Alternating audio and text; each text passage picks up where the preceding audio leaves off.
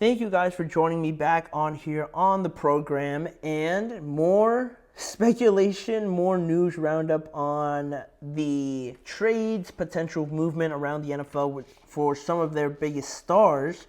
Along with Cooper Kupp, Deebo Samuel, we know is going to be in a new spot in 2025 because back during the 49ers exit meetings, Deebo said that he requested a trade. He communicated it to Kyle Shanahan and the team. They obliged, and now this offseason, at some point, we're going to see Deebo in, the trade news notifications, and where he ends up and how we get there are obviously the biggest questions, right? But right now it appears that we are starting to get the first initial wave of interest coming in for Deebo, right? Because ESPN's Jeremy Fowler said last week that he said, "I just checked in on this. I was told that several teams have expressed interest, so at least preliminary talks on a potential trade have happened between Samuel, his agent, and the team." That's what Jeremy Fowler said last week on NFL Live. And so with that out there now, obviously, we look at this situation and what it means for Deebo, what it means for the 49ers. And I didn't think that Deebo would be requesting a trade. I thought that they were going to try and work it out somehow. I just never thought that the 49ers would say that they are wanting to trade Deebo. Because they've been pretty reluctant about, saying that we're just going to trade this guy, right? I feel like with Brandon Ayuk, they were very stubborn on keeping him and re-signing him. Even during the darkest of days, they were adamant that they were going to get it done. So I just felt like Deebo, being one of their guys, right? I felt like they were never actually going to go out there and say, you know what, we're looking to trade Deebo, right? But it was actually Deebo who went up to them. So I guess I was right in that sense. But now that we are here, it feels like a situation. I feel like he's going to get traded, but also the 49ers have the opportunity and the option to release him, because it feels like at this point we are at a point like we're not coming back. At least I don't think so. Like if Deebo wants to leave, and it looks like he does, right? It just looks like I'm pretty sure he has said on his podcast that he just wants a new start, just a new environment and things like that. So it feels like there's no coming back from this at this point. So I do expect him to be traded, but in any case that he's not, the 49ers could also release him if they wanted to do that, which he'd likely be a post-June 1st designation. So San Francisco could try to avoid a $31.5 million dead money hit on them for 2025 if they do that. But again, I feel like he is going to get traded. And if we're talking about June 1st as, one of the crucial dates for this sort of thing to happen, I probably anticipate, maybe before the draft that this situation kind of gets handled for the 49ers and Deebo. It's not going to be something that drags out. I don't anticipate like the Brandon Ayuk situation, because that whole thing was very strange. There was contradicting rumors coming from all parts, especially then around the draft. And I think the 49ers and I think everybody was just at a point where they just wanted to move on from that, and there's no way they want to go through that again, obviously. So I feel like definitely before the draft, we're going to get a good sense of where we stand on Deebo and, his status going forward and just his future.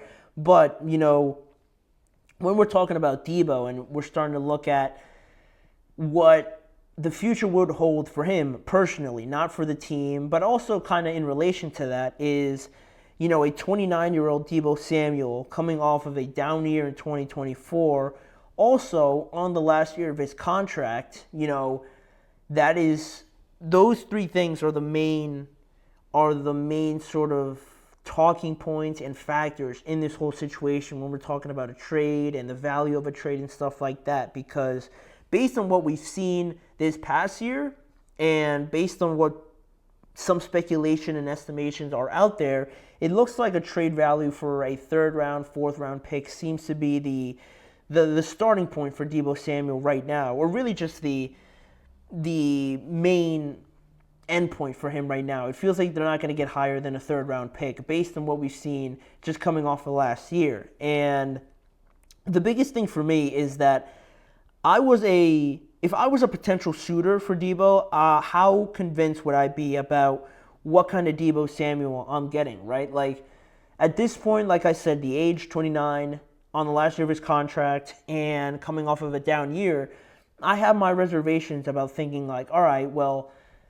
I've seen Deebo's peak level, right? I've seen it already, right? It happened a couple years ago, 2022, I'm almost certain. I've seen that peak performance, so he could be capable of reaching that again, but he is also coming off of some pretty down years, not just 2024, but even the year before that was all right by Deebo standards. So, if I'm a potential shooter out there, I'm thinking like this is a pretty household name, I would say, right? Like Deebo Samuel, you're thinking like versatile, great weapon, great wide receiver, kind of a do-it-all guy that could be very valuable to you in the type of system that you want to run, right? But you got to balance it and kind of project forward, right? You have your reservations about thinking, all right, well, what's he going to give me this year, right? If last year was this way, how do I know that it's going to get any better, especially in a new scenario, new environment, new quarterback? There's a lot of things that would alter that. So what would make me want to go out there and think that, all right, I'm going to go and trade a third-round pick for Deebo? Why do that, right, when you're also, going to maybe have to pay him eventually, right? Do you want to do that to then a 30-year-old wide receiver who, again, you don't really know what the future kind of looks like for him? So I think that's one side of it, right? But then the other side, you're thinking of a guy that still could turn it around, has the potential, I still believe, to reach that peak level that he did with the 49ers if he just gets all this stuff straightened out, and maybe a new beginning could kind of invigorate him a little bit more and rejuvenate him, and he has a great year. I mean, who knows? And I think it's also to his best interest to do that, right? I think maybe with the 49ers, it just was kind of weighing on him like this year and how it fell short of expectations for the 49ers and the year before, falling short of the Super Bowl. I think all of that, could have just been weighing him down, and being in a new situation, I think for his best interest would benefit him the most if he goes out there, just goes crazy in the summer, hits all the workouts, and just comes back looking very much in shape, because that's also something else that people have a question about Deebo's physique and, him staying healthy and stuff like that is all things that people are wondering about, right, that they have their doubts about. So if he goes out there, goes crazy in the summer, comes in prepared, rejuvenated for a new team, again, it would be in his best interest to do so, because then afterwards you put yourself in a good spot potentially to get that extension and maybe earn yourself a bit more money than you would have this offseason, right? Because you're coming off of a down year. Now this year you go out there, prove everyone wrong, you're a huge asset to a new team, and you maybe stay with them next season, or you're just on a one-year type of deal sort of thing with them this season, and next year you move on. That could be something that ends up happening with Deebo. And I think if he goes out there and performs well, then next offseason it looks a lot different for him, right? So I think for both parties, whoever does end up signing him, as the other portion of this story, this narrative, I guess, with Deebo, is that he goes out there, has something to prove, and a team also goes out there knowing that, they could help each other in this regard. Almost like Stephon Diggs, I guess, was supposed to do this year until, unfortunately, he got hurt, right? I thought that was a situation where it looked like it was going great. It looked like Stephon and the Texans were going to have a great year, but obviously the injuries piled up, and now, we don't know what's going to happen with Stephon Diggs, but that could have been a situation where he balled out, and then in the offseason, maybe he stays with Houston, or somebody else is willing to offer him more money based on what they saw the year before that, right? If that makes sense. So I think that's where kind of Deebo stands right now. And it's really all just up to him, I guess you would say, right? He wanted to be traded. He put himself in this position. So with that being the case, I think for him, he has to go out there and really look like the Deebo that he was a year or two ago, right? I think he just has to do that, because I think this could be a great opportunity, a great pivot point for him, where he has all these doubts about him. He goes and proves himself, and then just in an instant after one season, he could go out there and help a team, maybe like the Commanders, or maybe like a team like the Texans potentially, or the Buffalo Bills, or maybe the Jaguars. Doesn't necessarily have to be making it to the playoffs or anything like that, or to like a conference championship, but helping the Jaguars turn things around down there, right? You know, the Jets maybe potentially there alongside Garrett Wilson. I think they're going to move on from Devontae Adams anyway. But there's other teams, right? Like the Panthers, I'm sure would love a wide receiver. The Saints as well.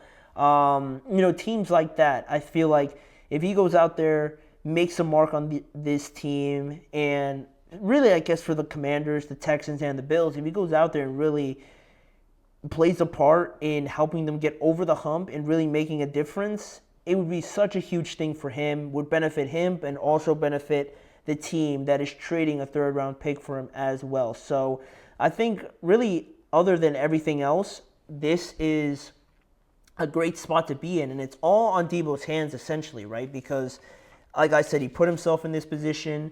He has it all right out in front of him, right? And I know you can't predict injuries and things like that, and things can go wrong, obviously, but the biggest question with this all being on his hands is, can he find the best version of himself? And I think he is talented enough to do so. We're just going to have to wait and see how, I guess, serious he is about this, right? Because it feels like he's very adamant about, I've heard him talk in his podcast on how, like, the Super Bowl losses have, obviously have really affected him and stuff like that. So it looks like he wants to have, like, that kind of moment, that playoff moment, and get back to a Super Bowl and actually really win it. Now he just has to show it, essentially, right? And if he does end up on a team like the Commanders, like the Bills, like the Texans, who have an opportunity to do so, you can't just throw that to waste, right? So whenever this trade does end up happening, like I think it will, you got to stay healthy, you got to bounce back, and I do believe Deebo is capable of showing us that Deebo from 2021, 2022. I think that's still in there, but he just got to show it. So it is all up in his hands. We'll see where he ends up, and it's going to be a crazy offseason, I think. Like, there's going to be a good amount of trades. I mean, Stafford maybe, Rodgers obviously, Deebo, Cooper Kupp, Myles Garrett. I think he's going to get traded. It's going to be a pretty wild offseason. Plus, there's more money being thrown at these teams. It's going to be interesting, and Deebo's definitely going to be a big part of it. So with that in mind now, we're going to get to our last segment here before we get out of here, and we got to go back and circle back to the NFL and their new kickoff format, right? There are some whispers, some talks about them changing the rules up a little bit more in regards to onside kicks and also just the new kickoff format in general. We're going to just touch on it here lastly before we get out of here in our last segment. So join me one more time after this break.